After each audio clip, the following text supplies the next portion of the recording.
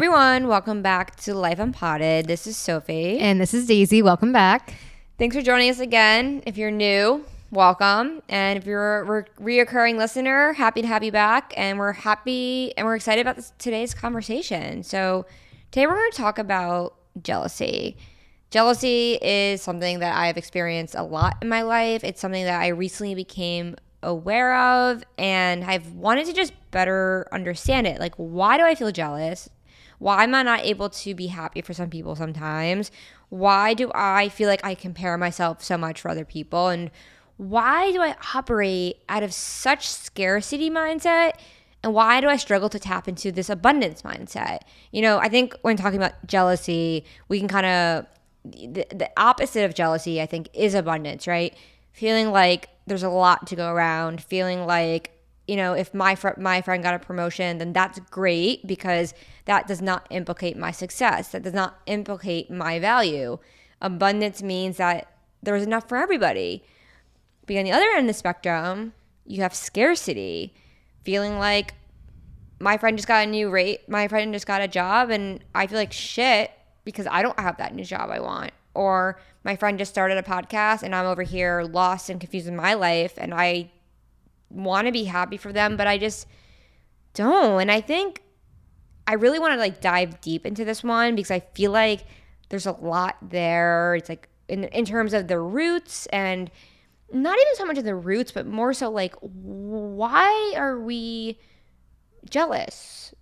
Why do we struggle to tap into abundance? Why are we so, as a society, why are we so living in this kind of scarcity mindset? So yeah, I think it would be a good place to start off this episode just kind of talking about our association with these two words, our association with jealousy. So I think I can just go first as an example. So it happened to me today, actually. I was on Instagram and I saw somebody else who has a podcast, and I saw that they had interviewed somebody who I know actually, and my immediate reaction was I just feel upset. And it was like this pit in my stomach kind of like, I just felt so insecure and I just felt like jealous. And I really was trying to think about this. Like, why do I feel like this person being successful, their podcast doing well, why does this threaten me? Why am I not able to feel happy for them? And what I came down to is recognizing that, like, I really do operate out of scarcity a lot of time. I feel like if somebody else is successful, then that implicates my success. And that's not who I am in my core. Like, deep down, I am so happy for this person. And it could be so frustrating to be jealous because it's like, that's not who I am. Like, I want to be happy for this person. And I kind of feel like so selfish for even having those thoughts. But obviously, as always, it's important to not judge them. It's important to recognize that this is such a common experience, I think, among like so many people. And yeah. So my initial thought is all the emotions we have are indicators of something, whether it's a change or an action that needs to be taken in our life. And I think jealousy is a really great example of that. I mean, there's so many emotions that we have that it just means that something needs to change because something doesn't feel right. And that could be something as small as going outside when you wake up in the morning, or it could be something as large as I'm really jealous that I see so-and-so doing something and I feel bad about myself. Maybe I need to reconsider like what I'm doing with my life, and maybe I can actually be inspired by this person instead of being jealous, because it's just more of a position. It's putting me into a position of questioning my life. I think that's what it does. Like kind of what you're saying, like you felt jealous of someone else having a guest on a podcast. And I felt like you probably were comparing yourself. Yeah. And I mean, of course, comparison's the thief of joy, but I think whenever you deny something in yourself, like you feel bad about yourself. So you think like, oh, I can't have that. So why should they have that? Right. But I think as soon as you're able to realize I'm not going to deny myself that, I'm going to use this as a point of inspiration of like, wow, that's so amazing they're doing that. I can do that too. So you're no longer denying it in yourself. So you're no longer going to deny it in others, which is jealousy, I think. Right. You're going to be excited for them because you know that it showed you what you actually wanted to do. Right. So like jealousy can teach us things. I mean, I think in two ways, like jealousy. So I think on one hand, you could feel, you know, you have a friend who just gets this amazing job in marketing and you feel so jealous. But then you think about it and you're like, wait, I don't even want that. I don't even want that job. But it was almost like I was conditioned to feel envious of this person because of society. And I think like we talk about so much how like a lot of the things we think we want are not actually what we deep down want. So I think if you're feeling jealous, the first question to kind of ask is like, okay, is this actually something I want? Because it could turn out that it could very well turn out it is, but it can also turn out maybe it's not that exact thing, but it's something similar. And I think no matter what, like you're saying, it is always rooted in some level of insecurity, some level of not trusting yourself, some level of feeling threatened. And I think in basically every situation, I think a lot of it comes down to is that we are equating our value and our worth from this thing that we don't have. And that's kind of where the problem comes in, because it's like, yes, if your best friend just got that job that you want, or if you're not where you are in your life that you want to be, that doesn't mean that you're any less valuable than your friend. So I think really understanding that every single person is unique, and that sounds super cliche and super cheesy. There might be people who are similar, but they're still not the same person. And even if you believe like you're not unique or different, like you literally are. Right. It's just the reality of it. And whatever you want to do, no one's going to do it exactly as you do. And that's not to like make you sound special. That's just the reality of like, if I were to go and do something, it's going to be so different than if you were to go and do something, because we have different experiences. We are different people. Different things motivate us. Different things drive us. So I think it's really important to know your direction. I think when you start to feel directionless, like the jealousy, it can really seep in, and you can start to see others and be like, that's not me. Like, why can't that be me? Right. And you have to be aware of, well, what would I want to do with that? Or who am I? And what are my core values? And am I not being true to those? Like, maybe you're just not being true to yourself when you see someone else being true to themselves. Or ultimately, when you see someone else doing something that you wish you were doing, it's more of so a wake-up call of like, you want to do that. But the point is not to do it just like them. It's to do it as yourself. And that's it, because then that's going to inspire someone else to want to do it their way, which is really great. So I have two things I want to say to that. First, I think like on the note of like every single person is unique, I think it is really easy to forget that. Like, take the example I was talking about earlier.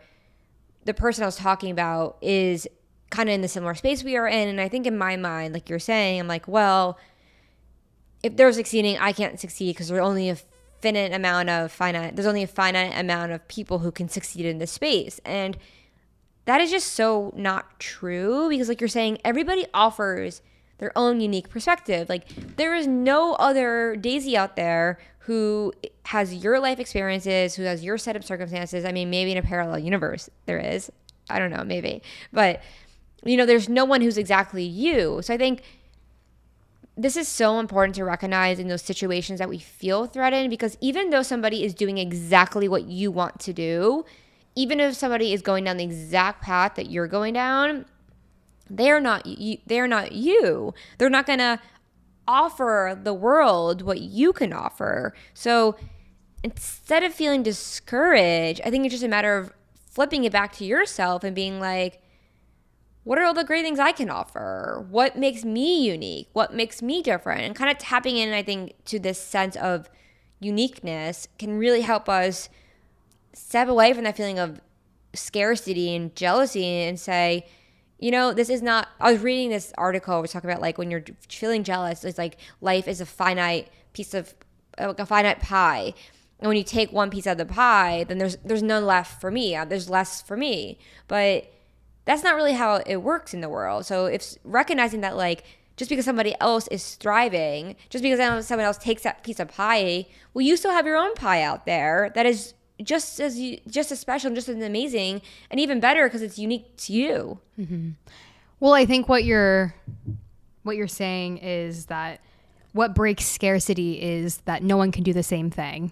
And if you're doing the same thing as someone else, the exact word for word thing, like that's literally ripping someone off.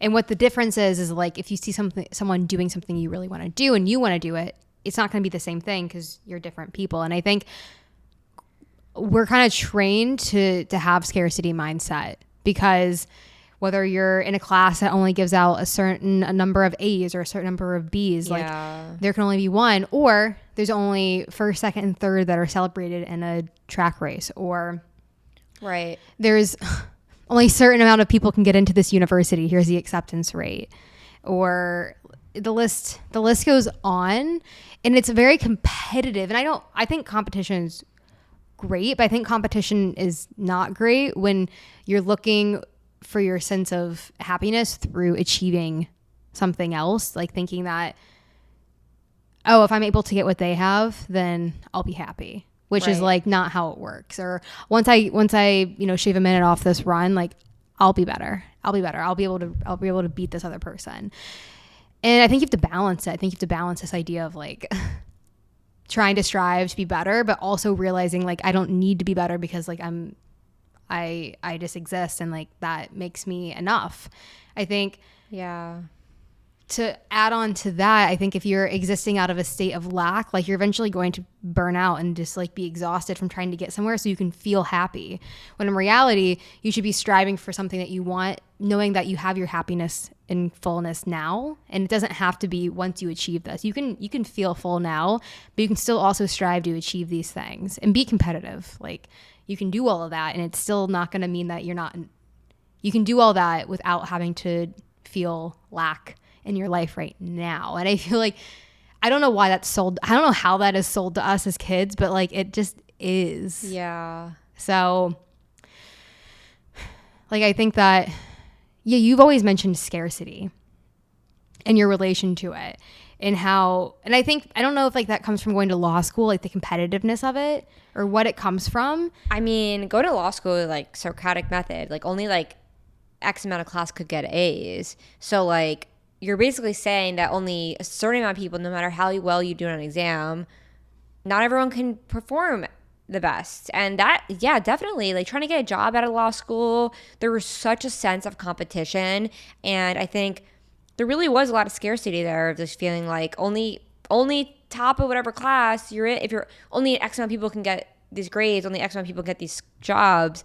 So quite literally in that example, it doesn't matter how unique you are, you're not going to get that actual job. But I think it's exactly what you're saying, though. It's like, it doesn't matter if I got that job because my value does not change. My worth does not change. And it's like in this recognition of like, on one hand, you can think and tell yourself that you are unique and that you can achieve the same thing as that person and that you can be successful also. But then on the other hand, when you get deeper, it's kind of like, above all, it doesn't matter because your value and your worth is not determined from your achievements. Your value and your worth is not determined from your success. So, of course, if we're sitting there and we're equating our value to be so fixed and constantly in flux, and one day one day our value's high and the next day it's out the window, of course, if somebody else has something that you don't have, you're threatened. You feel like it's over for you. You feel like you don't mean anything. But if we can operate in this world understanding that like our value system is fixed, that you are always whole and complete exactly as you are in every moment, you do not need to change yourself, then we can operate in this world out of abundance without feeling so threatened from everybody else, because we can recognize that I'm 100% worthy no matter what. And everything else is just like toppings to the ice cream. They're just toppings, right? Like you are the cake, you are the ice cream, you are that whole thing. And all these other things you do in your life are just little toppings that you add on top. Yeah. I mean, to say that, I wrote this down earlier when we were preparing for the episode, and I think it's what you just said in a different tone or a different wording.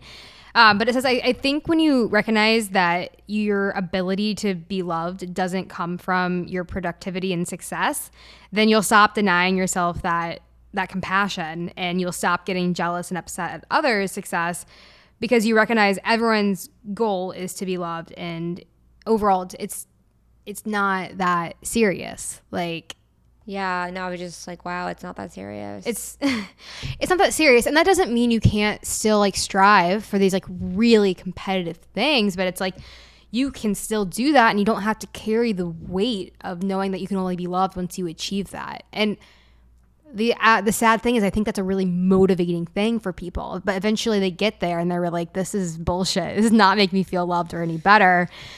So I think that's why, like, you have to understand at the end of the day, understanding what your why is, so you're not getting lost and not getting distracted and motivated for the wrong reasons that are going to end up leaving you not feeling great. Yeah, because I think in that moment, like today, when I was on social media and I saw that person's podcast and feeling jealous about it, I was not feeling good today. Like, I was feeling kind of like really, I've been like feeling sad the past 2 days and just not great. And I think that seeing that kind of was just another layer to my sadness of reacting out of jealousy. And I think what you're kind of on the realm of what you're saying, like these reactions are kind of like a note to us that we need to check in with ourselves. Because when you're connected to yourself and you're feeling these feelings of love and joy, you're not going to feel as threatened by somebody else as easily, at least. Like, I have really noticed in my life that it is in the moments when I have, my cup is full and I'm feeling good and I've connected myself and I've been giving myself that love and connection I need, that I'm able to celebrate the achievements of others. I'm able to celebrate the successes of others. But it's these other moments when I feel hurt and I feel just not good that it's hard to be there for other people. And I think, I don't know, I think there's something about that. And I think that's really important to mention, because it's like, that's real, right? Like, life is hard and life is painful, and like there's moments when you just don't feel good, and that hurts so much. It really does. And seeing somebody out there who's just like smiling and like telling you all these, and there's like, we're so excited, and you're like, it kind of reminds you of one of those like scenes in the movie where like all the noise is going, like all the stuff is happening, but like all the sounds going out, and you're just alone in your bubble, and you're just like shrinking and you're just kind of like, but what about me? Like, when is it my turn? And I think like in those moments, That's dark. yeah, I think like, well, I've definitely felt that in the past of just like, everybody's like getting all these accomplishments, everyone's doing all these things. Like, when is it my turn? Like, I feel like, and I think that is so real. And I think for me, what has really, really helped me, and we talk about this, like, I think on every episode, it's like softening and like connecting with yourself and giving yourself that love and being like, put your hand in your heart. Like, I really do this a lot. I learned it from Tara Brach and all her meditations. It's just like, you are loved. And no matter what you achieve, it will not change that. And if you're in a place where like you're safe, you have like a roof over your head, you like have consistent meals, like you have like all your basic needs met, and you're literally not in danger or like going through something like really, really traumatic, nothing is actively harming you. And no matter how, your emotions sometimes make you feel like you're getting actively harmed by something. Yeah. But the thing is that in this very moment, you are the happiest that you can ever be. And what I mean by that is, if you are in a place where you're safe in this very moment, you have the ability to be as happy as you possibly can be. And healthy, yeah. Yeah, of course, and healthy. And the reason I say that is because when, like what you're saying, it's like, well, when is it my chance? When is it my opportunity? And it's like, hold up. You have to have patience, and you have to understand that once you get there, nothing's going to change. You're going to be having done the same thing over and over and over again. That's how you eventually are going to get there. And you're not even going to recognize it when you get there. You're not going to feel any different than you do right now. So what you feel right now is more important than anything else. Because you're already there. Right. You're already there. Yeah. Especially if you're doing something that you like. You're already there. Yeah. Literally, you're right. You're already there. Like, imagine what you would be feeling once you achieve something, and then remind yourself, like, I can feel that right now. Yeah. That's a really good point. It is a really good point, because it's like, again, like we so often base our feeling state from future accomplishments. And if we can really recognize that, there is such a powerful Alan Watts quote when he says, I think I've said it before, but he's like, the only moment is the present. And if I can't be happy there, I can't be happy anywhere. And I think that is powerful. That I remember the first time I read that, and I was like, time obviously is a construct. I mean, the days of the week are made up. Some guy millions of years ago made up the days, like Tuesdays based on some guy, I forgot his name. All the days are made up, are based off someone. So time is a concept like we have in life to help us guide us and to understand. But if you strip away all that meaning, you realize that life is just happening right now. Life is always happening right now in this very moment. So the future does not exist. The past does not exist. Everything else that you think is a mental construct, a kind of alternative reality in your head, literally the only moment you have right now. So if you're feeling like, oh, when is it my turn? When is it this? You're caught up again in the future, or you're caught up in the past. You're stuck in your mind. You're stuck in the thoughts again. And it's just like, I think with every single topic we talk about, you have the layers of, okay, here are all the reasons why you feel this thing, step one. And then the next note, it's like, well, why you're caught up in your head. You're caught up in your mind. Like, and 100% of the time that you don't mentally feel good, like you're caught up in your head. The answer is, it always catches me by surprise. The answer is, right. I'm always so shocked. And I'm like, all right. But the answer is always that you're caught up in your mind, but it's not that easy to flip that switch in that moment and say, well, I feel shitty, but let me get out my thoughts. So that's why we have to go into all the deeper analysis to understand it. And one thing I also want to mention, I wrote down earlier, jealousy can really teach you about what you want. So there's this guy on TikTok that I saw like a few months back, and I remember just feeling so like drawn by his content and confused, but I also kind of felt like annoyed and kind of mad. And the topic of jealousy, like I wasn't like, oh, I'm jealous. It wasn't like what I immediately felt or thought, but I just felt like I just feel discontent about seeing that person's stuff on social media. I didn't feel good about it. And I don't know, I had such an admiration. I couldn't figure out, do I have a crush on this guy? Like, what is it?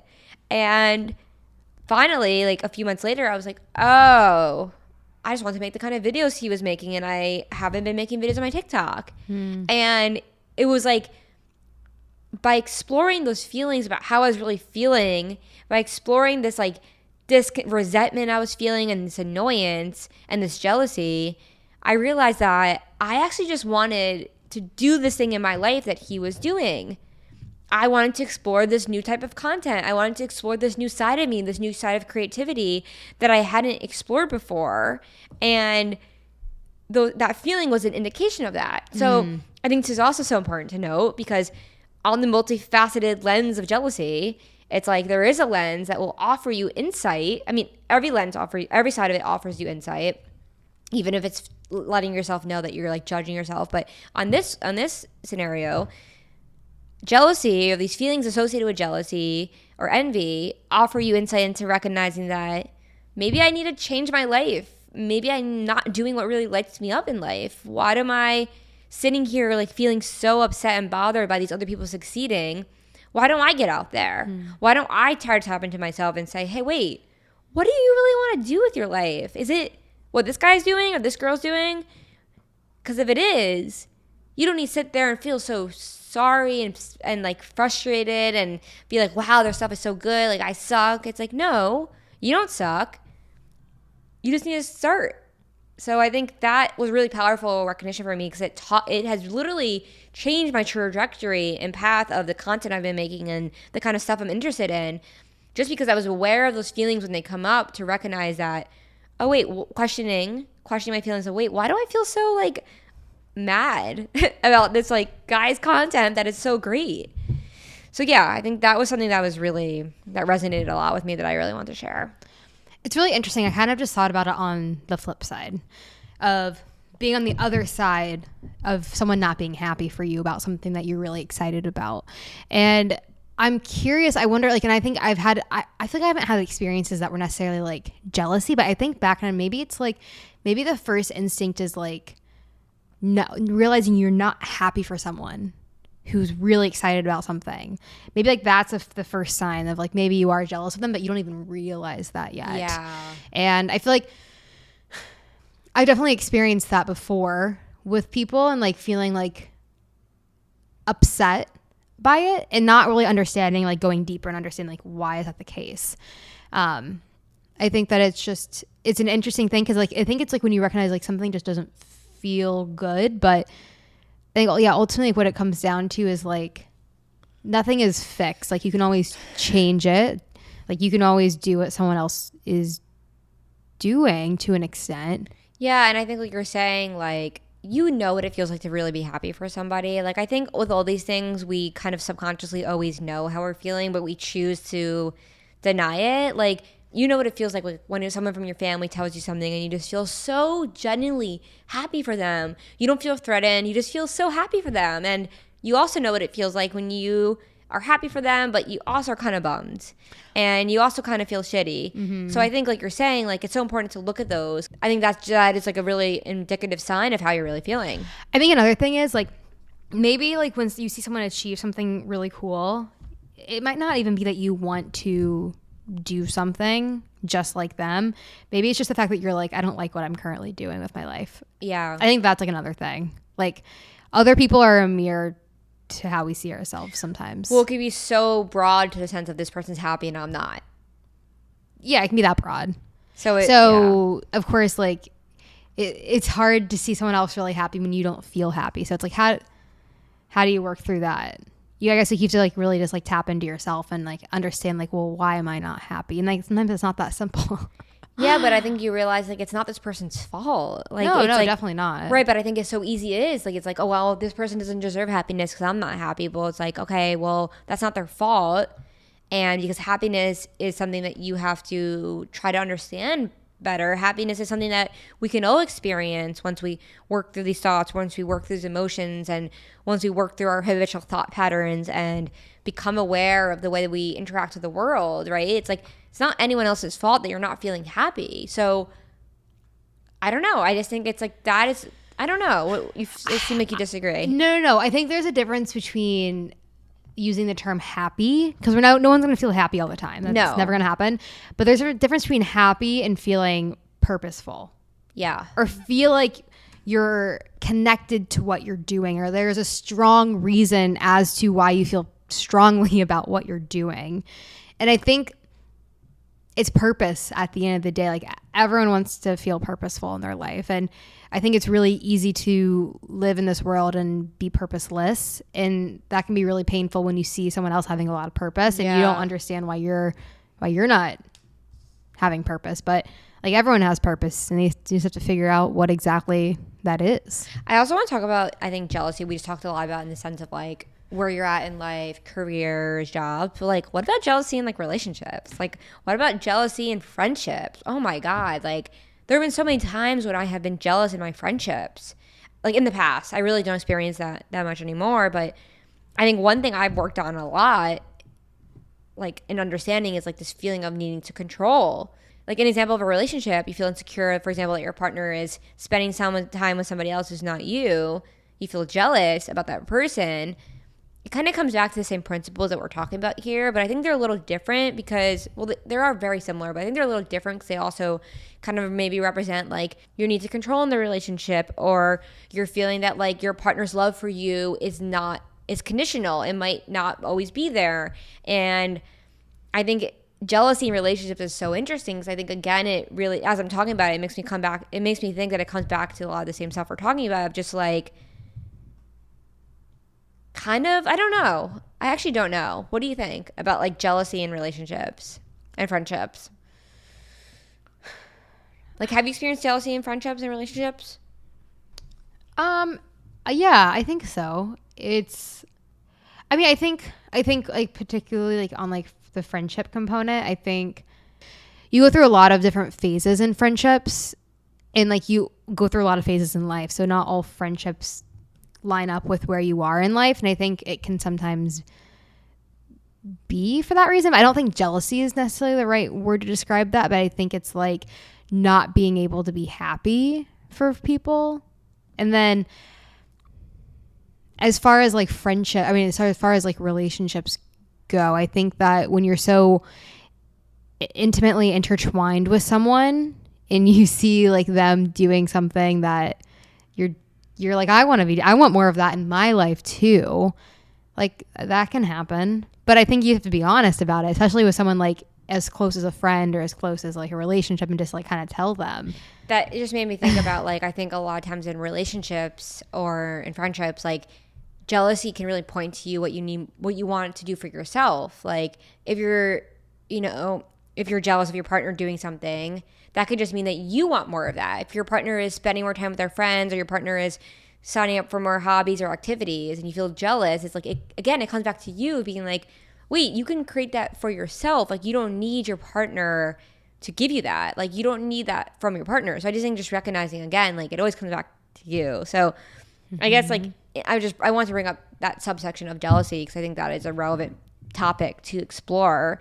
And I think that, but as we talk about it, kind of just makes me recognize like jealousy is just intertwined with not really connecting to yourself and like getting caught up in these emotions and stuff that you think you can't give to yourself or that you're threatened in some way. Well, it goes back to like scarcity. Yeah. That there's not enough to go around. Yeah. So I don't know. I think like just to kind of sum up this conversation, like I think when talking about jealousy, it's like number one, there is enough happiness to go around. Happiness is something that we create for ourselves. And even for talking about resources, even for talking about the ability of multiple people to succeed at one thing, like you are unique. There's no one else out there who is you. So if that's the case, if somebody else is succeeding, if somebody else is happy, it does not threaten or implicate your ability to be happy. And number two, our value does not come from success or things we obtain. I think when we're able to recognize that, we recognize that, okay, I actually don't even need to get that thing that I'm jealous about. I just need to connect to myself and recognize that, like, I don't need that external thing to give me happiness. I don't need that to make me happy because I am whole and complete in this moment. And yeah, I think just trying to be aware of like, when are you acting at a scarcity? When do you feel like there's not enough to go around? And try to swap that out with abundance. So just remembering that there is more than enough to go around, no matter what anyone else has. Absolutely. And I think, yeah, it's like going back, connecting with yourself, and you realize that you have everything that you need right now. So you won't be as harsh on yourself and by judging other people. And not judging yourself for feeling jealous, because that's also a very normal. Well, they don't know. I was looking this up. Is jealousy innate, or is it something that we develop by society? Well, innate in the sense of like, you need it for survival back in the day. Like if someone's stealing your food, you're gonna die. So but I think jealousy is definitely something that has been societal built. This like competition, this idea of that limited amount of stuff, like only one person can make it to the top. So yeah, I think I'd agree that it's probably like a society thing. Interesting. This has been a good conversation. Yep. Thank you so much for listening. And you, of course, look out for our episode next Tuesday, as well as our blog that we publish every Monday. You can view that in the link down below. And you can also subscribe. So if you like to get the blog every Monday, you can subscribe below. And if you like this podcast, don't forget to rate, review it, and share it.